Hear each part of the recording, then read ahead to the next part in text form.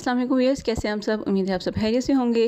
Welcome back to another vlog. और आज के व्लॉग में मैं शेयर करूंगी आपसे अपनी इवनिंग टू अफ्तार, कह लें आप इफ्तार टू नाइट रूटीन। और सबसे पहले यहाँ पे शाम का टाइम था। अच्छा, आज सुबह मौसम थोड़ा सा ठीक था तो मैंने पौधों को पानी नहीं दिया था, लेकिन ये बहुत ड्राई हो गए थे तो मैंने सोचा कि मुझे पानी इनको दे देना चाहिए। अब ये देखिए कितने ड्राई से हो चुके हैं। और पौधों की मैंने शिफ्टिंग भी करनी है, इनको मैंने थोड़ा सा नीचे मूव करना है क्योंकि ऊपर अब बहुत ज़्यादा गर्मी होती है। तो अब बस मैं यहाँ पे इनको थोड़ा सा सेट करके रख रही हूँ। ये छोटा सा गमला है मेरा, बेचारा मेरा रोज़ गिर जाता है, साथ इसके कोई ना कोई चीज़ अड़ जाए तो बस अब मैंने पौधों को यहाँ पे पानी देना था। और इनको मैं देखने आई थी तो ये वाकई ड्राई थे, इनको पानी की ज़रूरत थी। तो फिर अब मैं इनको पानी दूँगी यहाँ पे। और उसके बाद बस कोई अगर वेजिटेबल्स वगैरह मुझे लेनी हो, धनिया पुदीना लेना हो तो वो मैं ले लेती हूँ। तो वैसे पानी जो है ना सुबह ही मैं दे देती हूँ, लेकिन सुबह आज मौसम ठीक था तो मैंने सोचा कि अभी ज़रूरत नहीं होगी इनको। तो लेकिन ये कि ये ड्राई हो गए हैं क्योंकि गर्मी हो गई है, काफ़ी मौसम चेंज हो गया है अब। और पौधे जो है ना मेरे काफ़ी ख़राब हो गए हैं। और ये वाला जो ना मैंने पालक लगाई थी तो इसमें ना चिड़ियाँ, मैंने देखा था चिड़ियाँ बैठ के खाई थी। मैं समझी कि यालाबारी की वजह से काफ़ी सारी टूट गई है, तो इस वजह से सारी रूट्स वगैरह भी निकली हुई थी यालाबारी जब हुई थी तो। लेकिन बाद में मैंने देखा कि चिड़ियाँ भी जो है ना खा रही थी। और मौसम अभी भी अच्छा है थोड़ा सा, लेकिन ये कि गर्मी हो गई है, अब मौसम चेंज हो चुका हुआ है। तो चिड़ियाँ बैठ के खाती रहती हैं पालक को, तो पालक जो है ना मैं काफ़ी उड़ा चुकी हैं वो मेरी। तो बस उसके बाद मैं नीचे आ गई थी। यहाँ पे बस मैंने पोरिज बनाने के लिए रखना था आइज़ल के लिए। और आइज़ल आज उसने नैप ले ही लिया था, सोई हुई थी वो। तो यहाँ पे बस मैं उसका पोरिज रखूँगी पहले और उसके बाद मैं बाकी कुकिंग स्टार्ट करूँगी। अच्छा, मोस्टली ये होता है कि जब सुबह मैं अफ्तारी सहरी के बाद के बर्तन वगैरह वॉश कर लेती हूँ तो उसके बाद किचन का कोई काम नहीं होता जब तक कि लीज़ा के खाने का टाइम नहीं होता है। तो लेकिन ये कि वो बर्तन ड्राई भी नहीं होते हैं। बस अब यहाँ पे मैंने उनको संभालना है। और ये वाला जो काउंटर टॉप है ये मेरा ज़्यादातर जो है ना ओवर क्राउडेड ही रहता है, क्योंकि जब भी बर्तन वॉश होते हैं तो पहले वाले बर्तन मैं निकालती हूँ रैक में से, तो वो यहीं पे होते हैं और उनको फिर बाद में सेट करना पड़ता है मुझे। तो बस इस टाइम पे मैं बर्तन वगैरह भी संभाल लेती हूँ। और बस ये कुछ चीज़ें रिस्टॉक करने वाली थी वो मैं कर लूँगी, बाकी चीज़ें मैं यहाँ से संभाल लूँगी। काउंटर्स वगैरह पहले मैं क्लीन कर लेती हूँ। और उसके बाद मैं अलीज़ा के लिए रोटी वगैरह बना लेती हूँ। सालन तो अफ्तारी में जब बना होता है वही मैं उसको गर्म करके खिला देती हूँ। तो फिर मैं उसको खाना खिला देती हूँ जब वो स्कूल से वापस आती है। तो उसके बाद फिर मैं फ्री होती हूँ। किचन का मोस्टली काम जो होता है ना वो फिर अफ्तारी के टाइम पे ही मैं करती हूँ। तो इसके बाद बस मैंने नमाज़ पढ़ी थी और कुरान पाक, और बस इस टाइम में वहीं पे स्पेंड करती हूँ। उसके बाद ट्यूशन का टाइम हो जाता है और थोड़ा सा टाइम मैं उनको देती हूँ। उसके बाद मैं साथ साथ कुकिंग स्टार्ट कर देती हूँ। मोस्टली मैं ना 4:30 पौने 5 बजे तक कुकिंग स्टार्ट करती हूँ और हो जाता है आराम से, क्योंकि मैं इतना लंबा चौड़ा तो कोई प्रोसेस करती हूँ नहीं, तो मैं जल्दी से हो जाता है तो मैं कर लेती हूँ उसको मैनेज। तो यहाँ पे बस मैं सारे बर्तन वगैरह यहाँ पे उठा रही थी और उसके बाद मैं काउंटर सारी क्लीन कर लूँगी। अच्छा, ये मैं ना केक बनाया था मैंने, तो वो सारा बेकिंग की भी सारी चीज़ें पड़ी हुई थी, तो वो फिर अलग से जो है ना मुझे समेटना पड़ रहा है। और सारे बर्तन जो है ना मैं इसमें से भी निकाल के, और ये ड्राई हुए हुए हैं, अब इनको मैं रख दूँगी। तो इस तरह से ऑलमोस्ट दिन में 3 दफ़ा ऐसे होता है कि मतलब मेरे काउंटर्स जो है ना ओवर क्राउडेड बन जाते हैं, क्योंकि मुझे हमेशा इसमें से बर्तन निकालने पड़ते हैं। एक तो पहले वाले बर्तन गीले हो जाते हैं दोबारा से, इसलिए मैं पहले उनको निकाल देती हूँ ताकि वो अच्छे से ड्राई हुए हैं तो उनको मैं ऐसे ही संभाल दूँ। बस उसके बाद मैं ये टॉवल क्लीनर है मेरा, बस ये बड़ा बेस्ट होता है क्लीनर, मुझे बहुत अच्छा लगता है। इसके साथ मैं सारे काउंटर साफ़ कर लूँगी। अभी थोड़े से रमज़ान में और क्राउडेड ही होते हैं मेरे काउंटर्स, क्योंकि सारी ज़रूरत की चीज़ें मैंने सामने रखी होती हैं ताकि मुझे ढूंढनी ना पड़े। काउंटर्स के नीचे भी बहुत ज़्यादा स्पेस नहीं है, इसलिए मुझे ये चीज़ें फिर ढूंढनी पड़ती हैं। अच्छा, उसके बाद फिर मैंने अलीज़ा को खाना वगैरह खिला दिया था। अब यहाँ पे अफ्तारी का मैंने करनी है प्रिपरेशन, तो मैं उसी टाइम पे आई थी किचन में जी। और यहाँ पे मैंने बनाई थी आज लौकी और चने की दाल। तो उसको मैंने पहले अच्छे से जो है ना दाल को तो मैंने बॉईल करके रखा हुआ था तो फटाफट से बन जाएगी। लौकी को मैंने छील लिया अच्छे से, इसको वॉश किया, उसके छोटे से पीसेस बनाने हैं। और उसके बाद चने की दाल बॉयल हुई हुई है, मसाला बनाऊंगी, उसमें मैं लौकी और चने की दाल एक साथ डाल दूँगी। और बस जितनी देर में, जल्दी गल जाती है लौकी, तो जितनी देर में ये गल जाएगी उतनी देर में बस खाना भी मेरा रेडी हो जाएगा। तो बस फटाफट वाली क्विक वाली रेसिपीज़ मैं बना रही हूँ। फूड स्टोरिंग टिप्स आप मेरे चैनल पे देख सकते हैं। बस अदरक लहसुन का पेस्ट मैंने बना के रखा हुआ था, उसको मैंने डाल दिया है जी, और वो ब्राउन हो जाएगा अच्छा सा। और मैंने उसके ऊपर कवर इसलिए दिया हुआ है क्योंकि उसमें ना पानी मैंने थोड़ा सा डाला तो उसकी छींटे उड़े थे, तो बस वो अच्छा सा ब्राउन हो जाएगा अब थोड़ी देर में। उसके बाद मैं बाकी के इंग्रेडिएंट्स डाल दूँगी। यहाँ पे मैंने बस थोड़े से ही थे कद्दू, उनको मैंने अच्छी तरह से कट कर लिया हुआ है। अभी मैं इनको वॉश कर लूँगी। और ये देखिए जी, क्विक सी रेसिपीज़। टमाटोज़ का पेस्ट मैंने डाला है, अदरक लहसुन का पेस्ट ब्राउन हुआ है तो उसके बाद मैंने तली हुई प्याज डाल दी है, मसाले डाले हैं और उसके बाद मैंने डाल दी थी जी कद्दू और चने की दाल। और यहाँ पे गल चुका है, खाना मेरा बिल्कुल रेडी हो चुका है।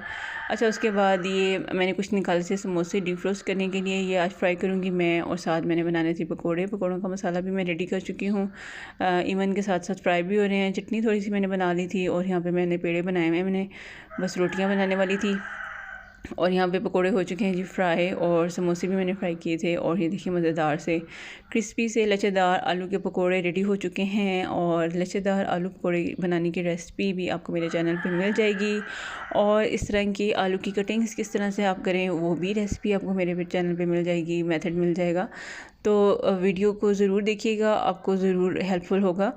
अच्छा, उसके बाद अफ्तारी के बाद ना मैं मोस्टली जो है ना नमाज़ पढ़ने के बाद मैं फ़ौरन से एलिज़ा को होमवर्क करवा देती हूँ और जो भी टेस्ट वगैरह हो मैं उसको प्रिपेयर करवा देती हूँ। तो जब से वो नेक्स्ट क्लास में गई है ना, तो थोड़ा सा जो है ना वो बहुत ज़्यादा तंग करने लग गई है, थोड़ा सा बर्डन भी बढ़ गया है, पढ़ाई थोड़ी सी मुश्किल हो गई है, तो वो बहुत ज़्यादा तंग करती है अब मुझे। और थोड़ा सी टाइमिंग भी कुछ इस तरह से है कि वो इस टाइम तक बहुत टायर्ड हो जाती है, दिन को वो सोती भी नहीं है। कारी साहब आ जाते हैं उसके, तो थोड़ा सा वो थकी हुई भी होती है, लेकिन ये कि तंग बहुत ज़्यादा करती है। उसका बिल्कुल जो है ना फ़िलहाल रूटीन नहीं बन रही है, तो वो इंशाल्लाह रमज़ान के बाद उसकी रूटीन में सेट करूँगी। तो बस यहाँ पे उसका टेस्ट था तो मैंने उसको याद करवाया पहले। अब यहाँ पे मैं करने लगी थी कपड़े प्रेस, साथ साथ मैं उसको टेस्ट देने लगी हूँ ताकि वो इतनी देर में टेस्ट कर ले, तो मैं साथ ही काम कर लूँगी। तो बस क्वेश्चंस मैंने उसको लिख के दिए हैं, वो इतनी देर में टेस्ट करेगी। वो भी उसको 100 दफ़ा बीच में बिठाना पड़ता है, तो तब वो जाके उसने टेस्ट कंप्लीट किया था। बस यहाँ पे मैंने उसका टेस्ट लिया है। अच्छा, मोस्टली मैं उसको पढ़ाने के बाद फिर फ़ौरन से खाना खिला देती हूँ, या मैं नमाज़ पढ़ के फ़ौरन उनको खाना खिला देती हूँ रात का, उसके बाद मैं उसको पढ़ा लेती हूँ। तो वो डिपेंड करता है, अगर उसका होमवर्क ज़्यादा हो तो फिर मैं उसको पहले खाना खिला देती हूँ, फिर मैं उसको होमवर्क करवा देती हूँ, ताकि खाना वो टाइम पे खा लें और फिर उसके बाद उनको थोड़ा सा टाइम मिल जाए अच्छा से डाइजेस्ट करने के लिए भी। तो बस यहाँ पे मैं यूनिफ़ॉर्म उसका प्रेस करती हूँ। अच्छा, यूनिफ़ॉर्म मोस्टली रोज़ ही उसका प्रेस होता है, रात के टाइम पे मैं उसका यूनिफ़ॉर्म प्रेस करती हूँ, क्योंकि सुबह टाइम तो काफ़ी होता है। अभी सहरी के बाद काफ़ी टाइम होता है, लेकिन ये कि सुबह फिर आप इबादत में थोड़ा टाइम लगा सकते हैं। इस टाइम पे तो मैं ज़ाहिर कुरान पाक वगैरह नहीं पढ़ सकती, क्योंकि बच्चियाँ भी बहुत ज़्यादा फिर इरीटेट करती हैं साथ साथ, तो मैं फिर सुबह वो काम करती हूँ। इसलिए मैं यहाँ पे इस टाइम पे ना कपड़े प्रेस कर लेती हूँ। और फिर उसके अलावा सुबह कभी कभार ऐसा होता है कि लाइट भी नहीं होती है, तो इसलिए ज़्यादा बेहतर होता है कि आप काम टाइम से कर लें। तो बस यहाँ पे मैंने कपड़े जो इस्त्री करने थे वो मैंने प्रेस कर लिए थे, और मोस्टली अब मैं इसी टाइम पे करती हूँ प्रेस इन दिनों में। तो वैसे दिन के टाइम ना मुझे इतनी एनर्जी भी फील नहीं होती है कि मैं प्रेस करूँ, और मोस्टली रात को ही मैं उसका यूनिफ़ॉर्म भी रेडी करके रखती हूँ, जो भी कपड़े वगैरह प्रेस करने हों, तो वो काम भी मैं इसी टाइम पे कर लेती हूँ। तो बस यहाँ पे मैं कपड़े प्रेस कर लूँगी, और अलीज़ा को फिर बस मैंने करवा दिया था होमवर्क वगैरह भी, और टेस्ट वो भी कर रही थी। तो बस इस तरह से जो है ना होती है जी रूटीन। और उसके बाद मैंने अफ्तारी के बर्तन सारे वॉश कर लिए थे, जो पहले से मतलब मैंने साथ साथ वॉश किए थे, वो ड्राई हो चुके हैं, तो वो मैंने निकाल दिए हैं। अब ये देखें, एक दफ़ा दोबारा से इसको मैंने खाली कर लिया है। और ये सारे बर्तन जो थे ना मैंने अफ्तारी बनाने के साथ साथ जो वॉश किए हैं, वो अभी ड्राई हुए हैं, तो वो मैंने निकाल दिए हैं। यहाँ पे मैं इशा की नमाज़ पढ़ चुकी हूँ, नमाज़ तरावी करके उसके बाद में आई हूँ जी बर्तन वॉश करने के लिए, क्योंकि मैंने आपको बताया था कि अफ्तारी के बाद का जो टाइम होता है वो मैं फिर अलीज़ा के साथ लगाती हूँ। अगर यहाँ पे मैं ये काम करने लग जाऊँ तो फिर ये बहुत लेट हो जाती है, वो फिर उसका खाना भी लेट हो जाता है, और उसके बाद वो पढ़ती तो बिल्कुल भी नहीं है, क्योंकि वो बहुत ज़्यादा वो टायर्ड हो जाती है रात को 9-10 बजे तक अगर उसको मैं पढ़ाना शुरू करूँ। तो इसलिए फिर मैं बर्तन एंड पे रख देती हूँ, बर्तन मैं फिर एंड में वॉश करती हूँ, और तब तक सारे बर्तन खाली भी हो चुके होते हैं, तो फिर मैं इनको अच्छे से वॉश करके रख देती हूँ। अच्छा, बर्तन वॉश करके ना ड्राई तो होते नहीं है रात में, तो फिर सुबह सहरी के बाद जो है ना सहरी के बर्तन भी मैं वॉश करती हूँ। और उसी तरह से फिर नेक्स्ट डे जब दिन में मैं कुकिंग करती हूँ, तो उससे पहले मैं अपना जो है ये रैक उसको खाली कर लेती हूँ, और उसमें मैं सारी के सारे जो है ना बर्तन निकाल के उनको संभाल देती हूँ।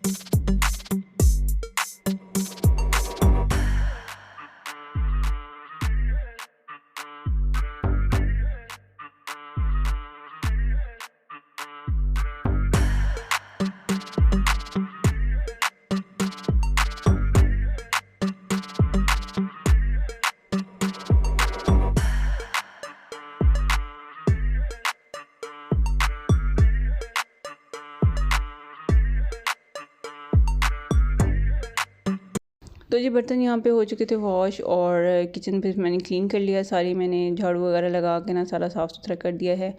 तो ये है जी किचन, और ये सारा जो है ना मैंने सारे फ्लोर भी क्लीन कर लिए हैं, और काउंटर्स पे ना ये सारी की सारी चीज़ें यहीं होती हैं। ये है जी बर्तनों का जमे गफ़ीर जो भी मैं धो के गई हूँ।